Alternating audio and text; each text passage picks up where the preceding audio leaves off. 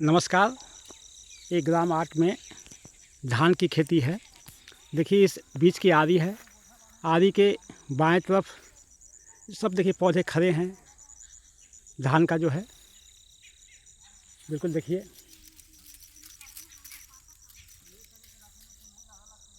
ये जो है गोबर गौमूत्र से है, गो आधारित है, गो कृपा अमृतम है।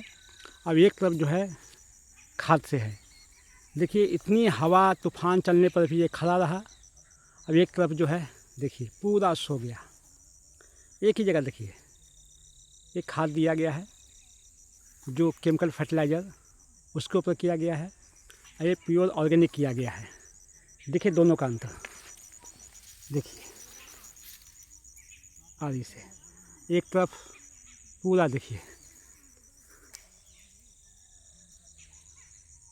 पूरा खेत लेट गया है। देखिए सब लेटा हुआ है,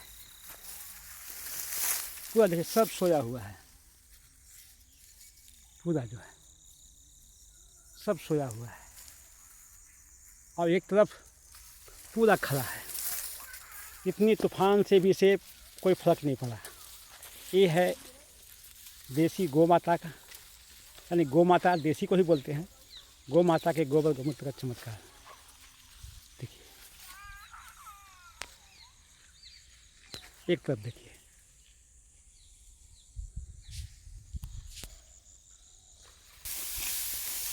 ये देखिए धान की कटाई हो रही है, कट रहे हैं।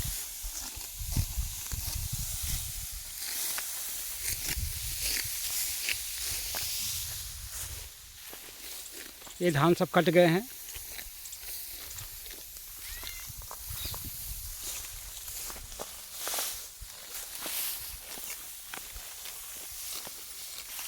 कटने के बाद जो है 8 दिन खेत में ही पड़ा रहेगा। किसानों की संपत्ति खेत में ही रहती है। 8 दिन तक तो सूखेगा कि धान थोड़ा सा नमी रहता है तभी कटता है। उसके बाद इसे निकाला जाएगा, धान निकलेगा। उसके बाद खेत तैयार करके गेहूं की बुनाई होगी। यहाँ थोड़ा सा लेट चलता है बाकी जगहों से। इस तरह देखिए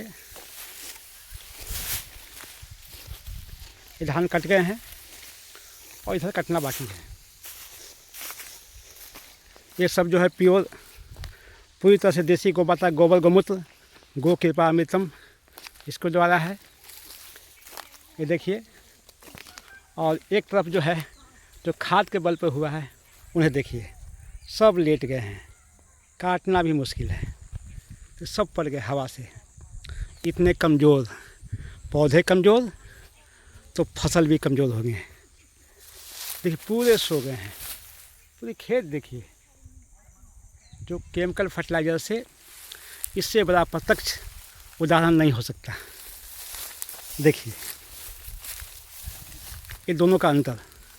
तो सोचिए जो फसल इतना कमज़ोर है, जैसे जर्सी गाय थोड़ी सी धूप में आएगी तो हाँफने लगेगी, खुद कमज़ोर है, तो उसके द्वारा जो मिलने वाला जो दूध है, गोमूत्र है, गोबर है, वो सब के सब कमज़ोर है। और देसी गाय धूप हवा पानी बर्दाश्त करती है, तो उसका जो उससे द्वारा मिलने वाला जो भी दूध दही घी गोबर गौमूत्र सब अच्छे होते हैं।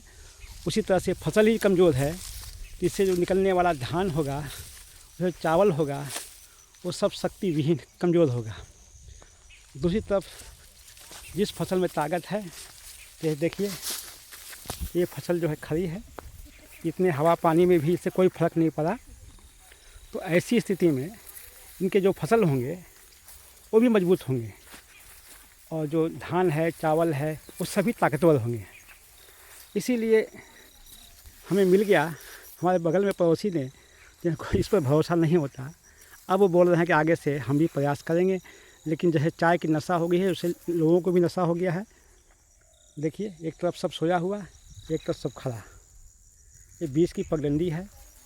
दाएं तरफ जो है, पता नहीं मोबाइल में कैसा दिखे आपको वीडियो में, लेकिन दाएं तरफ जो है पूरा केमिकल फर्टिलाइज़र है, और बाएं तरफ पूरी जो है हमारी खेती है, जिसमें केवल गौ माता जो देगी वो होगा, और गो कृपा अमृतम का भी प्रयोग किया है। इससे प्रत्यक्ष को प्रमाण नहीं चाहिए। तो देखिए एक ही जगह दोनों लाइव आ रहे हैं।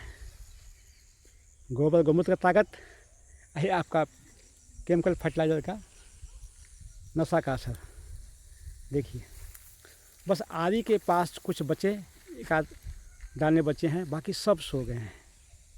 यहाँ पूरी खेत देखिए, देखते जाइए, धूप है तो कल आएगा। इस तरह देखिए पूरी हमारी खेती जो है धान की गोबर गोमूत्र आधारित है, लेकिन इसमें घास निकालने में बहुत खर्चे होते हैं। अगर 300 रुपये का केमिकल का छिड़काव किया है तो कोई घास नहीं आएगा 1 एकड़ के लिए।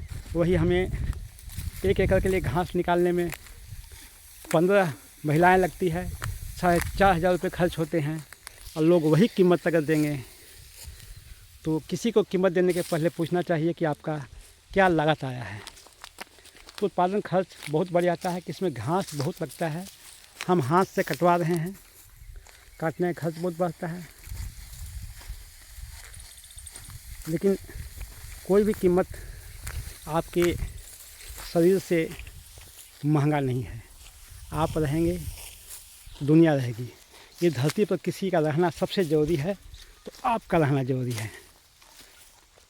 सोचिए, आप घर में लाते हैं अपने परिवार के लिए, बाल बच्चों के लिए, तो एक सही आहार लाइए जो उनको पोषक दे सके, और दवाइयों से बचा सके। मैंने खुद पर प्रयोग किया है, 40 साल हो गए तो कुछ मैंने कोई दवा नहीं लिया, एक खाने पर खर्च किया। हमने दवाई पर कोई खर्च नहीं किया, खाने पर खर्च किया। हम आज तक हमारे घर में वो घी तक नहीं आया जो सही नहीं हो, वो तेल तक नहीं आया जो सही नहीं हो। जब तक उसके मालिक से बात नहीं होती है, वो किस नेचर का है, किस विचारधारा का है, तब तक हम वो सामान हम नहीं लेते। तो कहने का मतलब है कि आहार ही औषधि है। हम ऐसे आहार खाएंगे तो कोई भी दवाइयों से मुक्त नहीं कर सकता है। जब ऐसा पौष्टिक और ताकतवर आहार खाएंगे तो हमें दवाई की ज़रूरत पड़ेगी नहीं। हम खेती करें, और खेत ना हो तो खेती करने वालों से जुड़ें और उनसे संपर्क करें। कभी हम दुनिया के तीर्थ यात्रा करते हैं, दुनिया के हम हॉस्पिटलों में रहते हैं, कभी किसानों के घर भी रहिए, 1 सप्ताह रहिए वहाँ, खुले खेत में रहिए। हम बड़े बड़े कष्ट झेलते हैं हॉस्पिटलों में, 10-10 नाक में पाइप, मुंह में पाइप, पेशाब नलियों में पाइप, पता नहीं कहाँ कहाँ शरीर में कितने सुई लेके रह सकते हैं। तो क्या कभी किसान के घर 1 आध सप्ताह नहीं रह सकते? देखिए, तो अब आइए 1 सप्ताह रहेंगे, मालूम हो जाएगा किस तरह किसान है। जिसके यहाँ से सालों भर अनाज लेते हैं, कभी 1 सप्ताह उस किसान के रहिए। लेकिन हमें तो बस देखना है फसाई लाइसेंस। अब सोचिए, जो फसाई लाइसेंस, हमारे यहाँ कहावत था कि जो दुकान में अंडा बिकता हो, जिस दुकान में मांस बिकता हो, उस दुकान से, मेरी माँ बोलती थी कि जो सामान लाना घर का तो वहाँ से मत लाना जिस दुकान में अंडे बिकते हों। हाँ, अंडा, क्योंकि शुद्धता बहुत ज़रूरी है। तो जो फसाई विभाग बैल के मांस को लाइसेंस देता हो, सोचिए, जो मांस को लाइसेंस देता हो, आप देखेंगे सबसे पहले वही आएगा।